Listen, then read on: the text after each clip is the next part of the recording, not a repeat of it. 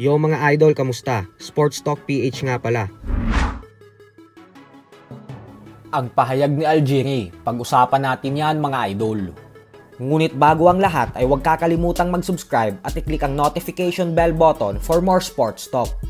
So bagamat nga po excited ang karamihan dahil sa pinaplanong pagbabalik ng ating pambansang kamauman ni Pacquiao sa professional boxing upang subukang maging isang ganap na world champion ulit sa pamamagitan ng paglaban sa current WBC welterweight world champion Mario Barrios, ay tila hindi nga po sang-ayon ang dating tinalo ni Pacquiao na si former world champion Chris Algieri dito.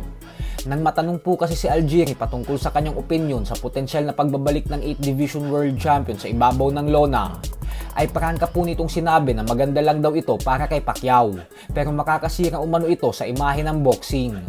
Paliwanag ni Algieri na alam naman daw kasi nating lahat na ang proseso para makalaban sa isang world title fight ay napakahaba, kung saan kailangan mong maging world rank fighter at tumalo ng mga top contender sa top 10 fighters, hanggang sa tuluyan kang maging isang mandatory challenger para sa kasalukuyang kampyon ng dibisyon na pinaglalabanan mo. Kailangan mo daw itong paghirapan at hindi yung basta-basta na lang ibibigay sa'yo. Kaya naman kung basta-basta na lang umano na mabibigyan agad ng isang world title fight si Pacquiao nang dahil lang sa desisyon nitong bumalik sa boxing, ay hindi naman daw ito magiging patas sa mga top contenders ng welterweight division na nagpapakahirap para lamang mabigyan ng pagkakataon na makalaban sa isang world title fight. Dagdag pa ni Algieri na napapatunayan lang ng WBC na talamak na ang korupsyon ngayon sa mundo ng boxing kung ibibigay agad nila kay Pacquiao ang world title fight kontra kay Barrios, lalo pa 3 taon na itong hindi aktibo sa pagboboxing.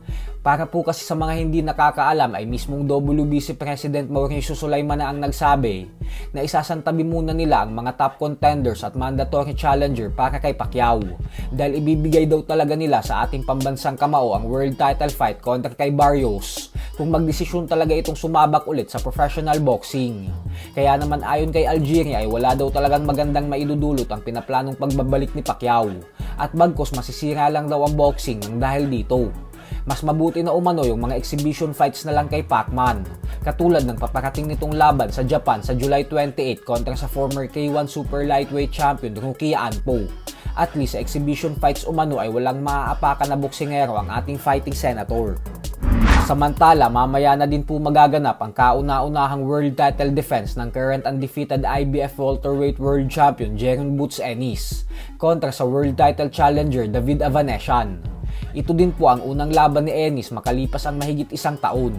Nasayang po kasi ang oras ni Ennis sa nakalipas na taon nang dahil sa kakasubok nitong maikasa ang inaasam-asam niyang laban kontra sa former undisputed welterweight champion Terence Crawford. Pero ganun pa man ay kailangan manalo ng impresibo ni Ennis mamaya kung gusto niyang magkaroon ng kahit konting pag-asa na mangyari ang mega showdown nila ni Crawford. Lalo pat pinatulog na ni Crawford ang makakalaban niya mamaya sa pamamagitan ng isang suntok lamang noong taong 2021.